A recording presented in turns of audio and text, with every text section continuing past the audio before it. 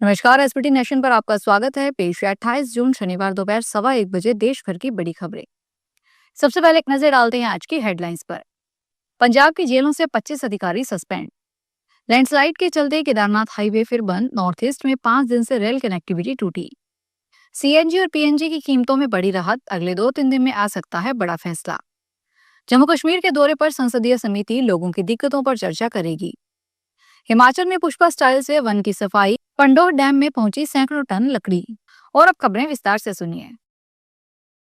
पंजाब की जेलों में भ्रष्टाचार के खिलाफ मान सरकार ने बड़ा एक्शन लिया है। इस बाबत पंजाब की अलग अलग जेलों के 25 अधिकारियों को सस्पेंड कर दिया गया है। मुख्यमंत्री भगवंत मान ने जेल में कामकाज सुधारने के लिए अधिकारियों पर सख्त कार्रवाई की है। जिन अधिकारियों को सस्पेंड किया गया है उनमें 3 डिप्टी सुपरिटेंडेंट और 2 असिस्टेंट सुपरिटेंडेंट समेत 25 जेल कर्मचारी शामिल हैं। मौसम विभाग ने आज देश के 31 राज्यों में बारिश की चेतावनी जारी की है। उत्तराखंड के सोनप्रयाग में तेज बारिश के चलते लैंडस्लाइड हुई। इस वजह से केदारनाथ हाईवे बंद हो गया है। राजस्थान के 29 जिलों में बारिश का येलो अलर्ट है। शुक्रवार को जैसलमेर, जयपुर, सीकर समेत 25 से ज्यादा जिलों में तेज बारिश हुई। महाराष्ट्र में तेज बारिश हुई। मुंबई में समुद्र में हाई टाइड उठ रहा है। त्रिपुरा, मिजोरम, मणिपुर, असम में रेलवे लाइन पर कई जगहों पर तेज बारिश के चलते लैंडस्लाइड हुई है। देश भर के सीएनजी और पीएनजी उपभोक्ताओं के लिए एक बड़ी राहत की खबर सामने आई है। अब गैस की कीमतें आपकी लोकेशन या गैस सोर्स से दूरी पर निर्भर नहीं करेगी। पेट्रोलियम और नेचुरल गैस रेगुलेटरी बोर्ड ने नए यूनिफाइड टैरिफ फ्रेमवर्क को मंजूरी दी है, जिससे अब देश के अधिकतर हिस्सों में कंप्रेस्ड नेचुरल गैस और पाइप्ड नेचुरल गैस की कीमतें घट सकती है। अब तक देश की 3 टैरिफ जोन में बांटकर उपभोक्ताओं से अलग अलग दरों पर शुल्क लिया जाता था। मतलब जो उपभोक्ता गैस ट्रांसपोर्ट नेटवर्क से ज्यादा दूर रहते थे उन्हें ज्यादा पैसे चुकाने पड़ते थे। पब्लिक गवर्नेंस और लॉ जस्टिस के संसदीय समिति शनिवार को जम्मू कश्मीर के दौरे पर पहुंची। कमेटी के मेंबर वैष्णो देवी के लिए रवाना हो गए। इसके बाद वे पहलगाम दौरा भी कर सकते हैं। कमेटी के चेयरमैन भाजपा सांसद और पूर्व पुलिस महानिदेशक ब्रजलाल ने बताया कि अब तक 6 से 7 सांसद जम्मू पहुंचे हैं और बाकी श्रीनगर में जुड़ेंगे।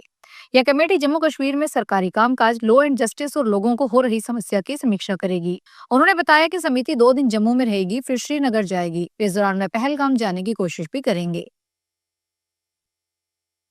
हिमाचल प्रदेश के बीबीएमबी के पंडोर डैम में बड़ी मात्रा में लकड़ी पहुंचने से विवाद खड़ा हो गया। सोशल मीडिया पर इसे वन में पुष्पा स्टाइल में पेड़ों का अवैध कटान से जोड़ा जा रहा है। इस पर वन विभाग ने स्पष्टीकरण दिया है। मामले में 2 दिन में जांच कर रिपोर्ट मांगी गई है। Principal chief conservator of forest Samir Rastogi ने बताया कि पंडोर डैम में पहुंची लकड़ियां प्राकृतिक रूप से टूटी हुई प्रतीत होती है। ओडिशा के पुरी में सालाना जगन्नाथ यात्रा का आज दूसरा दिन है। आज 10 बजे फिर रथ यात्रा शुरू हो गई। तीनों रथ भक्तों ने खींचना शुरू कर दिए हैं। यात्रा शुक्रवार को शुरू हुई थी। हर साल के मुकाबले 1.5 गुना श्रद्धालु पहुंचे। इससे रथ मार्ग पर इतनी भीड़ हो गई कि तीनों रथों को आगे बढ़ाने में मशक्कत करनी पड़ी। पहले दिन रथ 750 मीटर भी नहीं बढ़ पाए। देर शाम देवी सुभद्रा के रथ के आसपास भीड़ का दबाव बढ़ने से 625 श्रद्धालुओं की तबियत बिगड़ गई। कई बेहोश हुए तो कुछ को चोटें आई। उत्तराखंड के रुद्रप्रयाग में हुए बस हादसे में लापता लोगों में अब कुल 4 लोगों की मौत हो गई है। वहीं अब भी परिवार के 8 लोग लापता हैं, जिनकी तलाश की जा रही है। उदयपुर के यात्रियों की बस अलकनंदा नदी में गिरने के मामले में अब भी रेस्क्यू ऑपरेशन जारी है, लेकिन बस और अन्य यात्रियों का अभी तक पता नहीं चल पाया है। गौरतलब है कि उदयपुर से 10 दिन पहले राजस्थान, गुजरात और मध्य प्रदेश के 20 लोग 4 धाम की यात्रा पर गए थे। इनमें 7 लोग उदयपुर के रहने वाले हैं। राजस्थान के महात्मा गांधी राजकीय विद्यालयों व राजकीय अंग्रेजी माध्यम विद्यालयों में ऑनलाइन प्रवेश के बाद अब ऑफलाइन प्रवेश जुलाई में भी होंगे। इन विद्यालयों में प्रवेश प्रक्रिया के अंतर्गत 7 मई 2025 से 15 जून 2025 तक शाला दर्पण पोर्टल के माध्यम से ऑनलाइन आवेदन की प्रक्रिया पूरी हो गई थी। ऑनलाइन भरे गए आवेदनों की लॉटरी 17 जून को निकाली गई थी। केंद्र सरकार बैंक खाता धारकों को एक और राहत देने की तैयारी में है। वित्त मंत्रालय वर्तमान में बैंक डिपॉजिट पर मिलने वाले बीमा कवर की सीमा को 5 लाख से अधिक करने के प्रस्ताव पर गंभीरता से विचार कर रहा है।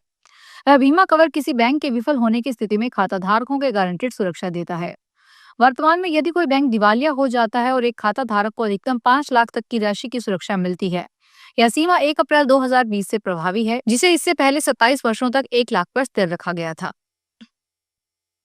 यूपी के अयोध्या में राम मंदिर में प्राण प्रतिष्ठा के बाद से अब तक करीब 5.5 करोड़ श्रद्धालु अयोध्या पहुंचकर दर्शन पूजन कर चुके हैं।